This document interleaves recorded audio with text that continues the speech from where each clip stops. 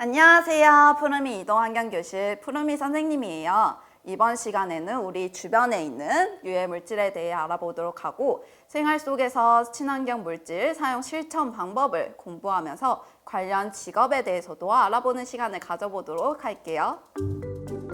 학습 목표 소개 1번 생활 속 유해 물질의 위험성을 안다. 2번 친환경 생활 습관을 실천한다. 3번 유해물질 관련 진로를 학습한다. 우선 유해물질이 무엇인지 알아볼까요? 유해물질이란 사람의 건강에 피해를 주거나 생활, 환경에 오염을 일으킬 우려가 있는 물질을 말해요. 그럼 우리 주변에 쉽게 볼 수 있는 유해물질에는 무엇이 있을까요? 맞아요. 곰팡이, 미세먼지, 환경호르몬, 일산화탄소 등이 있어요. 오늘은 곰팡이, 미세먼지, 환경호르몬 이 세 가지에 대해 알아볼까요? 먼저 눈으로 볼 수 있는 유해물질인 곰팡이에 대해 알아볼까요? 식빵에 곰팡이가 핀 것을 본 적이 있나요? 어느 계절에 쉽게 볼 수 있나요? 맞아요. 여름에 자주 볼 수 있죠. 여름에는 온도가 높고 습도가 높아서 곰팡이가 쑥쑥 자랄 수 있는 환경이에요. 이처럼 곰팡이는 어둡고 습기가 많은 곳에서 자라는 균이에요. 상한 음식을 먹으면 질병에 걸리는 이유가 이런 균들이 우리 몸에 들어가 여러 질병을 일으키기 때문이에요. 그래서 음식을 먹을 때는 먼저 곰팡이가 있는지 눈으로 확인해야 한답니다. 하지만 곰팡이라고 해서 모든 곰팡이가 유해한 것은 아니에요. 곰팡이를 이용해 우리 몸에 좋은 된장이나 치즈를 만들기도 해요. 다음은 미세먼지에 대해 알아볼까요? 미세먼지는 죽음의 먼지, 잿빛 재앙, 은밀한 살인자라고 불리울 만큼 우리 몸에 무시무시한 영향을 준다고 해요. 그 이유는 무엇일까요? 그 이유는 미세먼지 이름에도 나타나 있어요. 입자 크기가 아주 작은 먼지라서 눈에 보이지 않을 만큼 매우 작기 때문에 대기 중에 머물러 있다 호흡기를 거쳐 폐에 침투하거나 혈관을 따라 체내로 이동하여 들어감으로써 건강에 나쁜 영향을 미칠 수 있어요. 그렇기 때문에 야외 활동 시에는 미세먼지 지수를 확인하고 마스크를 착용해야 해요. 마지막으로 환경 호르몬에 대해 알아볼까요? 환경 호르몬의 다른 이름은 내분비교란 화학 물질이에요. 우리 몸에 정상적인 호르몬을 방해해서 건강에 안 좋은 영향을 줍니다. 환경 호르몬은 한번 생성되면 잘 분해되지 않고 몸에 오래 기간 남아 있으므로 최대한 접촉하지 않는 것이 가장 좋아요. 환경 호르몬은 농약이나 살충제, 플라스틱, 통조림 캔 등에 들어있어요. 쉽게 분해되지 않는데 일상생활에서 지속적으로 노출되면 우리 건강에 심각한 문제가 생길 수 있어요. 그러니 우리의 건강을 위해 실생활에서 플라스틱, 통조림 캔 등의 사용량을 줄이는 노력을 해야 해요. 이제부터는 유해물질로부터 안전하게 물건을 고르는 방법에 대해 알아볼게요. 화면을 볼까요? 이렇게 생긴 마크가 있는 물건을 고르면 유해물질로부터 안전하게 사용할 수 있어요.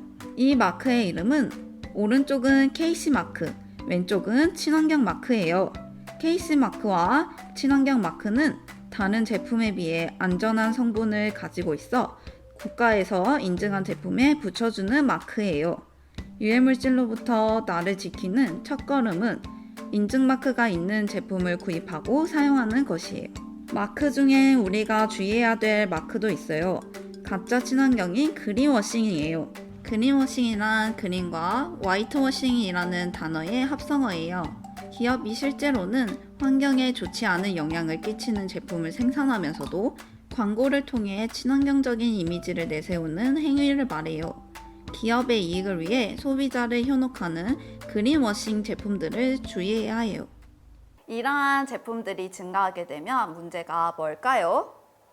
소비자들은 친환경 제품에 대한 신뢰를 잃고 더 나아가 환경에도 악영향을 미칠 수 있어요.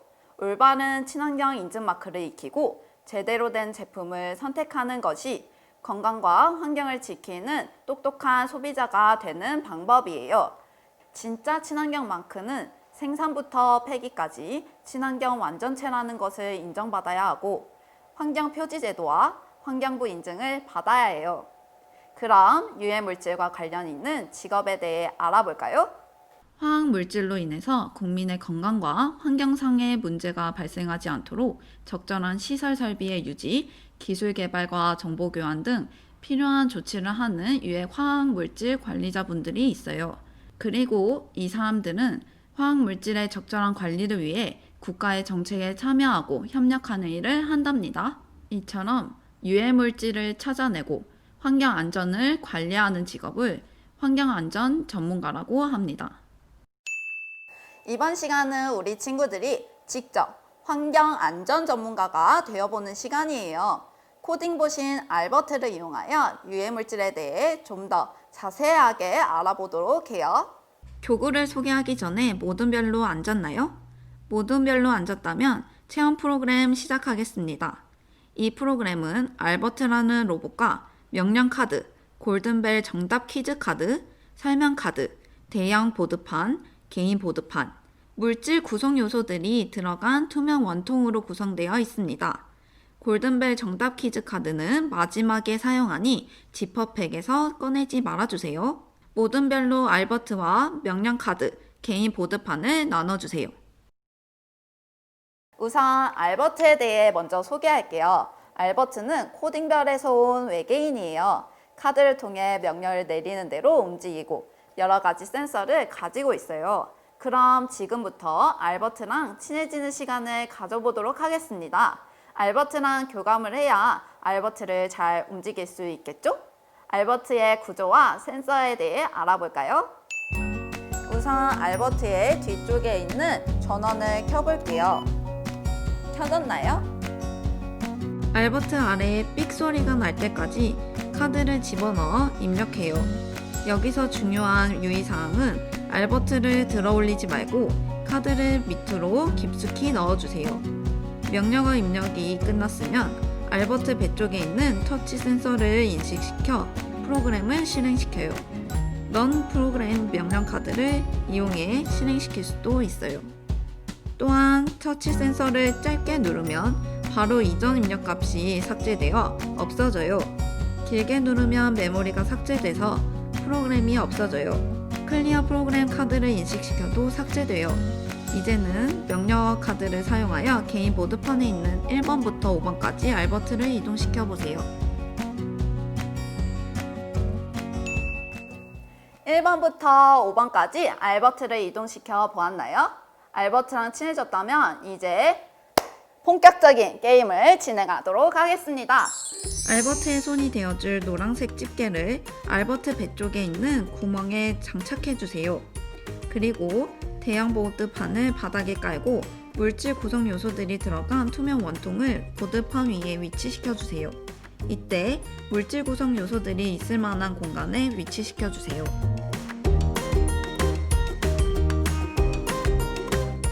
알버트를 가장자리에 둡니다. 안전한 물건은 안전구역인 맵 가장자리로 가져오고 유해물질이 포함되어 있을 가능성이 있는 물건은 위험구역으로 옮겨야 합니다.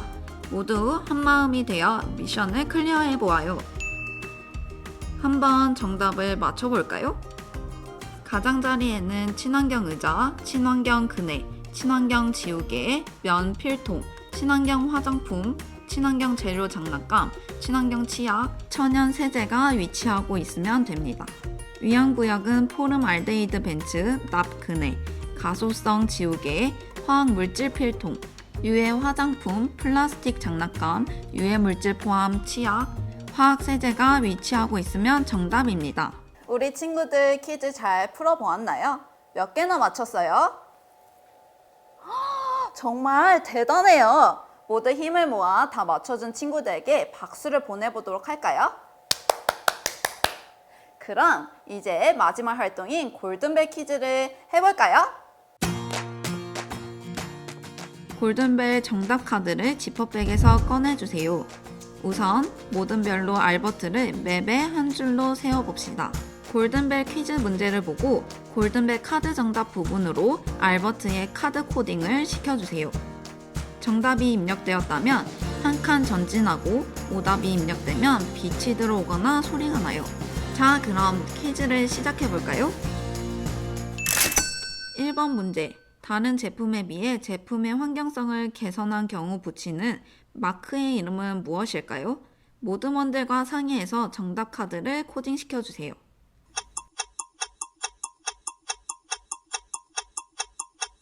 정답은 B입니다. 2번 문제. 친환경 마크로 올바르지 않은 것은 무엇일까요?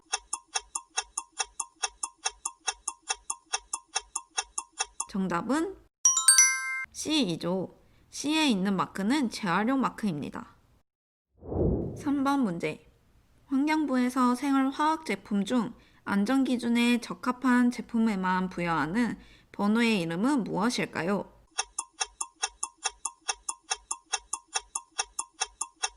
정답은 A. 자가 검사 번호입니다. 4번 문제. 어린이 제품 및 생활용품 안정성 검사를 통과한 제품에 부여하는 인증마크로 옳은 것은?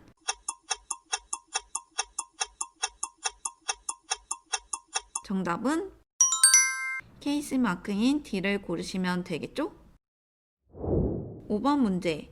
안전한 제품을 사용할 때 고려해야 할 행동 수칙으로 올바르지 않은 것은?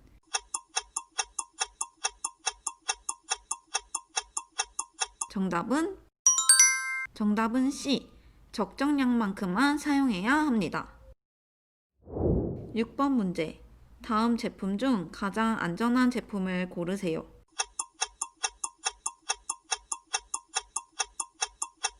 정답은 B입니다. 가소제를 사용하지 않은 지우개가 가장 안전합니다. 7번 문제. 유해물질을 포함하고 있을 확률이 가장 높은 제품을 고르세요.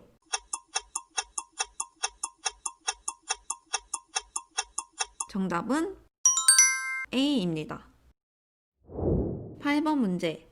안전한 필통을 고르는 방법 중 알맞지 않은 것은?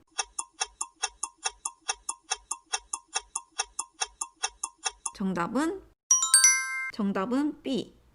물론 소비를 할 때 가격도 중요한 가치지만 여러분은 우리의 안전을 위해 친환경성에 좀 더 가치를 두고 소비했으면 좋겠습니다. 9번 문제. 다음 설명 중 올바른 것을 고르세요.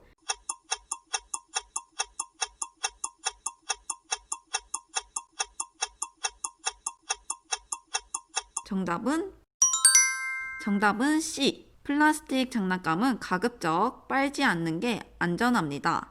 하지만 플라스틱 장난감보다 친환경 장난감을 사용하는 것이 가장 안전한 방법이겠죠? 10번 문제. 다음 설명 중 틀린 것을 고르세요.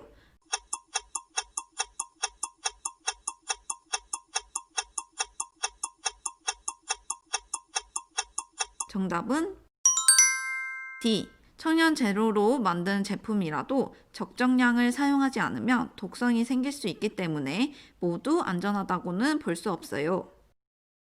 모두 몇 개나 맞추었나요? 10개를 다 맞춘 모듬도 있나요? 우와, 정말 대단해요. 유해물질에 대해 잘 알아봤으니 생활 속에서도 친환경 물건을 사용하며 안전하고 똑똑한 소비자가 되도록 합시다. 오늘 배웠던 내용을 정리해 볼까요? 우리 주변에 얼마나 많은 유해물질이 있는지 알아봤어요. 우리가 매일 사용하는 샴푸에도 폴리에틸렌 글리콜, 소듐 라우릴 설페이트 등 피부를 상하게 하는 유해물질이 사용되고 화장품 속에도 인공 색소, 인공 향료 등이 사용되고 있어요. 그러니 화장품을 고를 때도 성분표를 보고 유해물질이 없는지 확인해야 해요. 생활 속에 많이 사용되고 있는 유해물질이 우리 몸에 들어와서 많은 질병을 유발해요. 그래서 유해물질을 찾아내고 유해물질을 대체하는 유해하지 않은 물질을 찾아내는 사람들이 꼭 필요해요. 기업에서는 유해물질을 사용하지 않는 친환경 제품을 만들어내는 노력을 해요. 또한 우리는 주변의 유해물질들에 대해 관심을 갖고 친환경 제품을 사용하려는 노력이 필요해요. 유해물질로부터 안전하게 생활하기 위해 모두 친환경 생활 습관을 실천해 보는 것은 어떨까요?